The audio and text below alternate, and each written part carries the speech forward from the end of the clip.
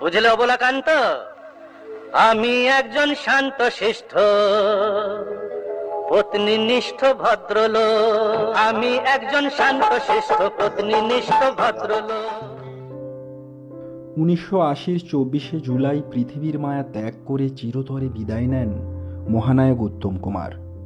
উত্তম কুমার অভিনীত সর্বশেষ ছবি অগবধূ সুন্দরী। 1981-তে মুক্তিপ্রাপ্ত এই ছবিটি প্রধানত একটি কমেডি চলচ্চিত্র। ছবিটি পরিচালনা করেন সলিল দত্ত। এই ছবিটি করার সময় শুটিং ফ্লোরে প্রথমে অসুস্থ হয়ে পড়েন মহানায়ক উত্তম কুমার। মহানায়কের মৃত্যুর পর ছবিটির শেষে ও ড্যাডি ও মাম্মি গানের দৃশ্যায়নের সময় প্রবীর কুমার উত্তম কুমারের বডি ডবল রূপে কাজ করেন। ডাবিংয়ের সময় উত্তম কুমারের ছোট ভাই তরুণ কুমারের কণ্ঠস্বর ব্যবহৃত হয়। মহানায়কের মৃত্যুর পর ছবির পরিচালক সলিল দত্ত আনন্দলোক পত্রিকায় একটি সাক্ষাৎকার দেন। ওনার বিবরণ থেকেই আমরা মহানায়কের জীবনের শেষ শুটিংয়ের দিনটি কেমন ছিল তা জানতে পেরেছি। 21শে জুলাইয়ের প্রথম শট শেষ হলো। লাঞ্চ পর্যন্ত অনায়াসেই বেশ কয়েকটা শট দিলেন উত্তম কুমার।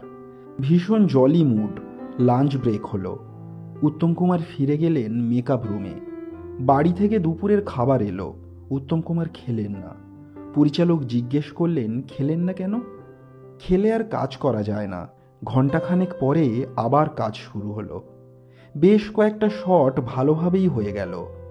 হঠাৎ একটা শটের মধ্যে উত্তম কুমার কপালে হাত দিয়ে চোখ দুটো বন্ধ করল। সকলের চোখই উত্তম কুমারের দিকে। দেখা গেল কপাল দিয়ে রক্ত পড়ছে। পরিচালক সলিল দত্ত তাড়াতাড়ি এগিয়ে গিয়ে বসিয়ে দিলেন উত্তম কুমারকে। দৃশ্যটা ছিল একটা জয়পুরি অ্যাস্ট্রে ছুঁড়ে ফেলার দৃশ্য। সেটারই একটি টুকরো দরজায় লেগে ওনার কপালে এসে লাগে। পরিচালক শুটিং প্যাক আপ করে দিলেন। তখন বিকাল 5টা। সলিল দত্ত উত্তম কুমারকে নিয়ে ময়রা স্ট্রিটের বাড়িতে গেলেন। খবর দেয়া হলো ডাক্তারকে। উত্তম কুমারের একজন প্রাইভেট ডাক্তার কিছুক্ষণের মধ্যেই এসে গেলেন। তিনি দেখে বললেন, এ কিছুই না। কিছু ওষুধ দিয়েই তিনি চলে গেলেন। পরিচালক বললেন, তাহলে শুটিং বন্ধ থাক, বুধবারই দেখা যাবে কি করা যায়। আমি প্রডিউসারকে এখনই জানিয়ে দিচ্ছি। উত্তম কুমার প্রতিবাদ করে বললেন, দূর দূর, এইসবের জন্য শুটিং বন্ধ করলে চলে? কাজ করতে গেলে এই রকম দুটো একটা ছোট বড় ঘটনা ঘটবে। এই তো সেবার আমি অমিতাভের মাথায় সজোরে লাঠির বাড়ি মেরে দিলাম। অমিতাভ দুহাতে মাথা চেপে বসে পড়ল। টাইমিংয়ের গন্ডগোল হয়েছিল। আমি লাঠিটা মারার আগেই ওর মাথা নিচু করার কথা ছিল, কিন্তু করেনি, ফলে মাথায় লেগে গেল। পরের দিন তো অমিতাভ যথারীতি শুটিং ফ্লোরে। এই সকল নিয়ে ভাববার কিছু নেই। 23শে জুলাই বুধবার।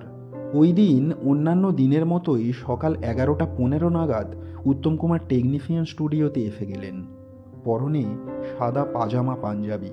পরিচালক লাইটম্যানদের বললেন, ছোট জোনে আলোর ব্যবস্থা করো। এত বড় সিঁড়ি দিয়ে উত্তমবাবুর বারবার ওঠানামায় কষ্ট হবে। এ কথা শুনে উত্তম কুমার ক্রুদ্ধ হলেন। তিনি বললেন, না না, ওভাবে মুড আসে না।